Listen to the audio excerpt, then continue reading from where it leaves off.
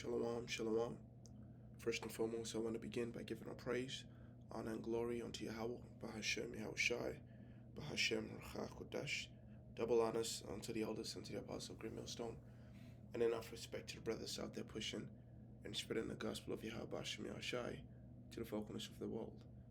Now, through the spirit and power of Yahweh Bahashem Yahushai, I just want to do a quick lesson on these articles that I believe to be very interesting because it's about prophecy, and then Lord willing, this be edifying.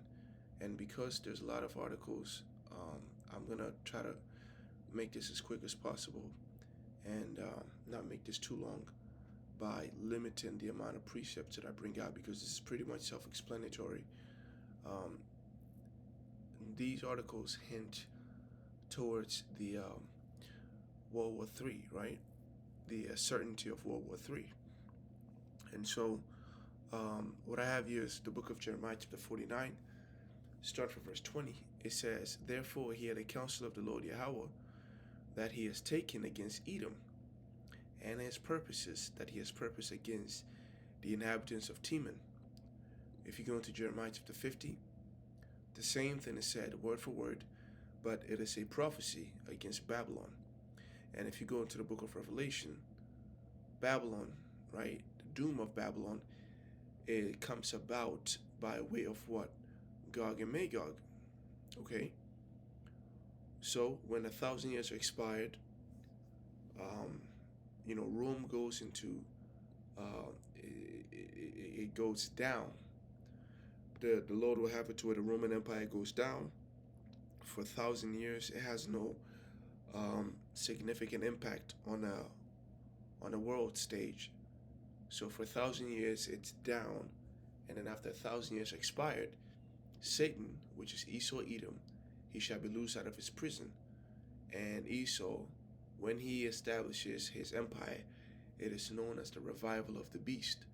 And this revival of the beast system is called what? Babylon, which is what the world calls America. So it says, when he shall be loosed out of his prison, and shall go out to deceive the nations which are in the four quarters of the earth. And when that happens, Gog and Magog, to gather them together to battle, Gog and Magog will assemble to gather themselves to battle, and their number of whom is as the sands of the sea. So there's going to be a lot of people joining the Gog and Magog. Revelation chapter 20 verse 8 doesn't make it very explicit until you go into the book of Ezekiel, the 30th chapter, when it explains to you that many people shall be with Russia. You're going to have people from every continent, right? That's why you have people, the BRICS, the Brazil, from the American continent. You're going to have people from Africa, which the Bible calls Syria, which Syria just pretty much represents the nations of Africa. And you're also going to have people from the continent of Asia, right? That's why you have China with them. You have North Korea, India. So pretty much the entire world is going to be siding with Gog and Magog, which is Russia, against America. It says, "And they went up on the breadth of the earth and compassed the camp of the saints about, which is the land and the beloved cities. And fire came down from God out of heaven to devour them. And the devil that deceived them was cast into the lake of fire and brimstone, where the beast and the false prophet are, and shall be tormented day and night forever and ever." So the destruction of Babylon, whether it's the massive troops that are going to be assembled in the Middle East, where the scripture calls the camp of the saints, or the beloved city, that whole area, that's where the scene of World War III is going to take place. And when that happens, the Lord is going to burn them all with fire. He's going to have it to where the conflict gets out of control, and nuclear weapons are shot up, and people are going to die. A lot of people are going to die. And it also says the place where the beast and the false prophets are. So the headquarters, let me just put it like that, which is also the land of America, shall also be destroyed. Okay? And, just like it says in the days of Sodom, I believe if you go into the book of Jeremiah, the 49th chapter, Edom shall be a desolation, everyone that goeth by it shall be astonished, and shall hiss at the plagues thereof, as in overthrow of Sodom and Gomorrah, and the cities thereof, saith the Lord. Yahweh, no man shall abide there, neither shall a son of man dwell therein. And if you want to reference that to the book of Revelations, the 20th chapter, it says that they are burned, and they shall be tormented day and night forever and ever. The same thing is said in the book of Jude.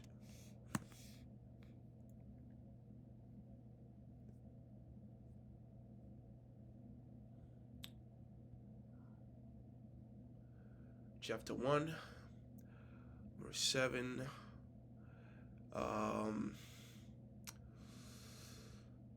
So it talks about the latter days, and it references us not coming from our first estate. But this is the point that I wanted to highlight. It says, even as Sodom and Gomorrah and the cities about them in like manner, giving themselves over to fornication and going after strange flesh, are set forth as an example, suffering the vengeance of eternal fire. Okay? So with that being said, I'm just going to summarize. The World War III is going to happen, and the fighting is going to be done in the Middle East. And when that happens, there's going to be two sides: America against Russia. But people are going to be behind Russia against America, and eventually everybody's going to burn America with whatever kind of incendiary device that they have, missile-wise, particularly nuclear missiles. So with that being said, let me get this. Jeremiah chapter 49, verse 20, it says, the counsel that the Lord has taken against Edom. And he says, surely the least of the flock, which is the least of the flock of Edom, shall draw them out. Surely he shall make their habitations desolate with them. And so, the cause of the war is going to be the Amalekites, the J's, right? The JEWs. They are going to be the ones who draw out the flock to battle. Because if the destruction is against Edom, Russians are Edomites, the European nations are Edomites, Americans are Edomites. So these major world players, which are Edomites, they will be drawn out to battle. But the least of these Edomites, which is Amalek are also Edomites, the GEWs. They are impersonators. They say they are the real people of the children of God, but really they are not. And they are the least of the flock, right? Small nations, small economy, small military. And they depend on the Edomite nations, to subsidize them. And least also means youngest.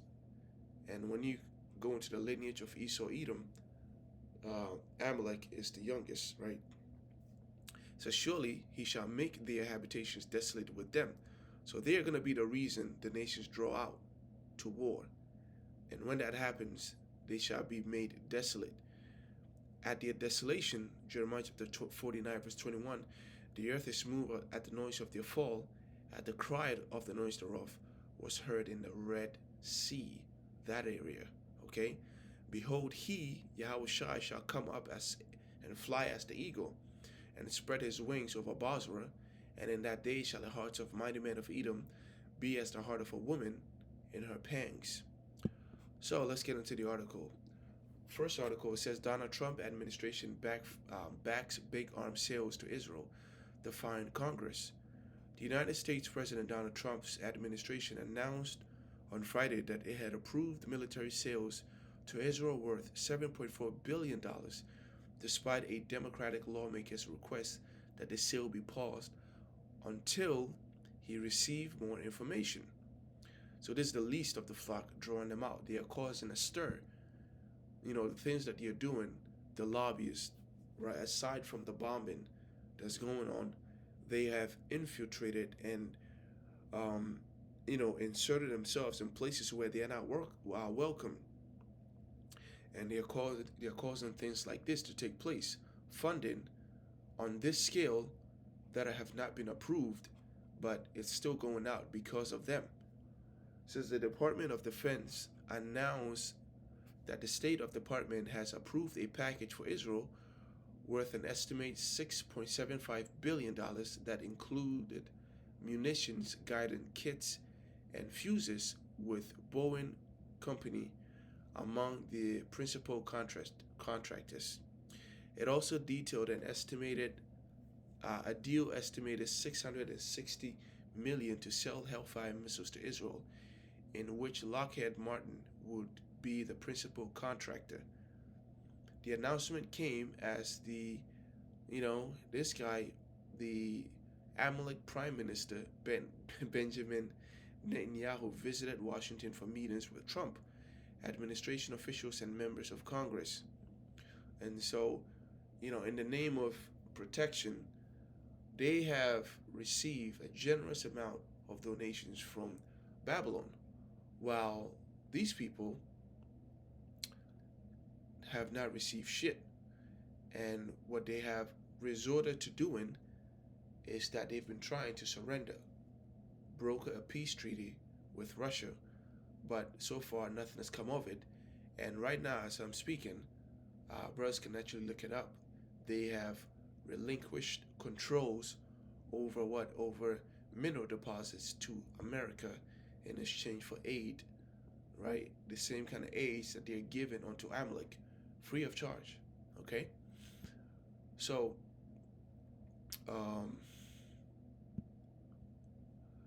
this is the axis of evil.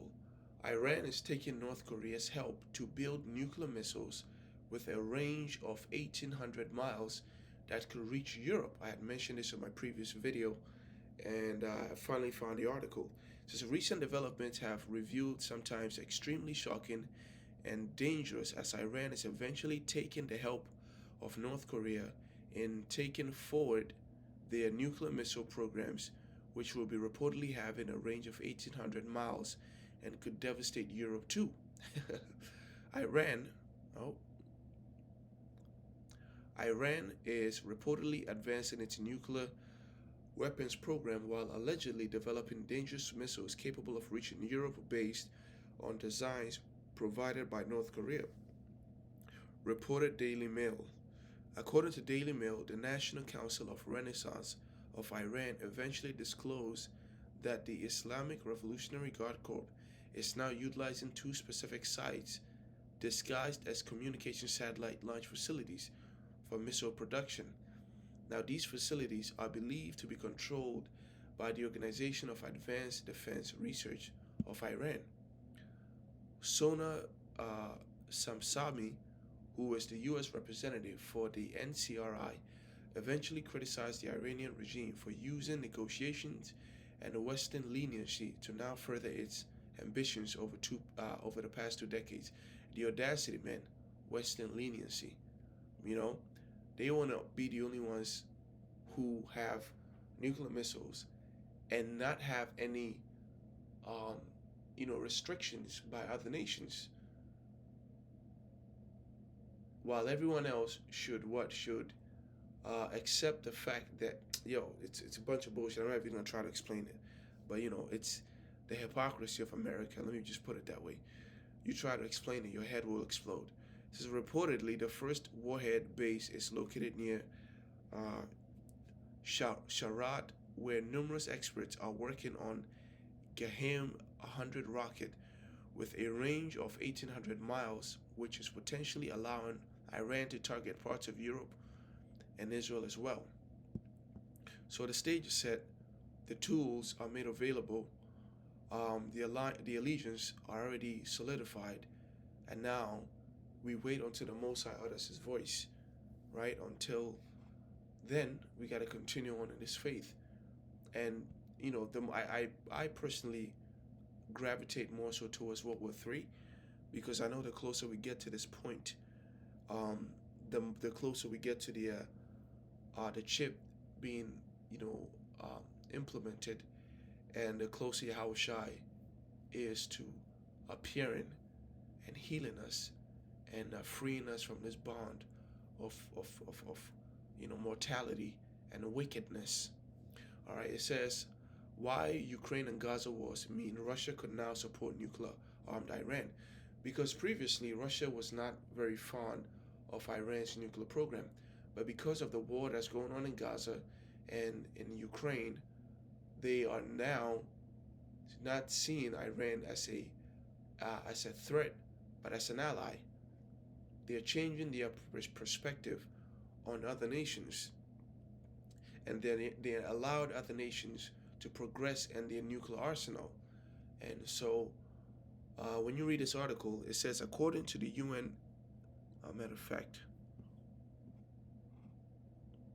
right, it says before Russia's full-scale invasion of Ukraine in February 2020, a nuclear-armed Iran was not in the interest of Russia. First, because it risked starting a nuclear arms race in the Middle East, thus threatening Russia's diplomatic and economic interest in the region.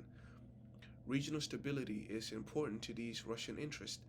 Second, the minimum distance between Iran and Russia is approximately 650 kilometers. Iran's missiles can easily cover this distance.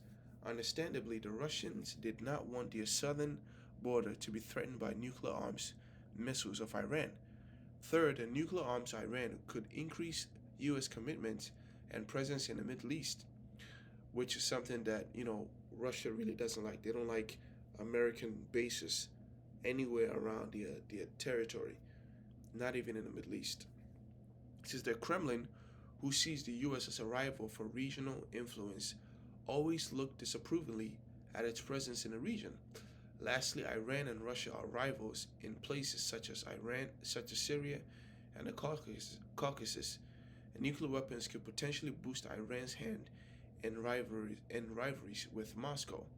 So it's mentioning all the things that concerns Iran previously. It says, but in a post-Ukrainian war era, a nuclear-armed Iran may in fact be in Russia's interest. Whoa. Since a nuclear-armed Iran could offer Russia at least one of the advantages that a nuclear-armed North Korea has provided China: increased diplomatic importance. A study by Stanford University Freeman Spogli Institute for International Studies states the heightening threat of North Korean missile attacks incentivizes both Japan and South Korea to avoid alienating Beijing, which they hope will help keep Pyongyang in check. In the case of a nuclear-armed Iran, the same could also apply to Russia. To counter Iran's threat and influence its policies, Middle Eastern countries would have to prioritize further improving relations with Moscow. This will significantly increase Russia's influence and leverage in the Middle East. A nuclear armed Iran would be economically and potentially and politically isolated. This could enable Russia to have a more control of Iran, especially its economic resources such as its oil and gas. The Russians are not shy about such ambitions. On October 22nd, let me get to the point.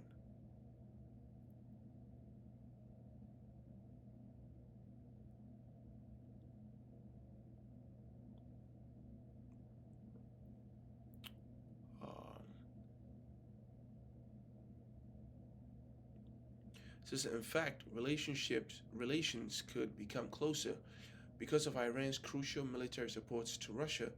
Post-war Ukraine will undoubtedly be against the Iranian regime, and Kiev could likely turn into a center of anti-Iran regime opposition groups and rivals. To counter this, the Iranian regime, especially its intelligence operatives, will need help from Russia's intelligence gathering operations to spy on Ukraine. Okay, that's one article, and there it is. I'm just going to summarize this article. President Trump is trying to set up a situation where North Korea would dismantle its, nuclear weapons, but North Korea's response by saying that their nuclear weapons is non-negotiable. Like, don't hit them up, and try to tell them, yo, let's sign a treaty to, to get rid of the arms. Like, they don't want to hear that at all. Okay. Um, it says, we say this clearly again. This is North Korea talking. Our nuclear weapons are not an advertisement to get anyone's recognition, and even less a bargaining chip to be exchanged for some money. Our nuclear forces are an unwavering combat to use swiftly eliminate us, to swiftly eliminate any attempt by enemy forces that infringe on our country's sovereignty and the safety of our people and threaten world peace. This is it, man. Everybody, let the weak say I'm strong. Everybody is fully intended to prepare for war. It's undeniable. There is no question. If you are on the fence about whether or not World War III is going to come to pass, you're a fucking idiot, okay? And this is why we call the people of the world dead, because they are dead. They have sealed their faith with their ignorance, their stupidity, all right? Boom, right there. So, we're seeing the determination of Yahweh Hashem Shai come to pass. The book of Ezekiel, chapter 12, there is no more vain divination. No one is going to be talking shit. No one is going to be saying, oh, you guys always talk about the end of the world. The end of the world will be manifest. We have seen part of the signs come to pass, and so we know that the end is sure to come. With that, I'm going to end the Shalom. Yahweh Hashem Shai Brakatham. To all you Akims and Akwafs to listen in truth and sincerity, may the blessing of blessing be upon the house, and may the Lord make good on his promise and nuke this fucking place, right? And get rid of wickedness altogether, right? No more blasphemy, no more 2/3 running their fucking mouth, no more pride. I mean, all of this is going to be done away with, all right? So we're looking forward to that. Shalom. Yahweh Hashem Shai Brakatham.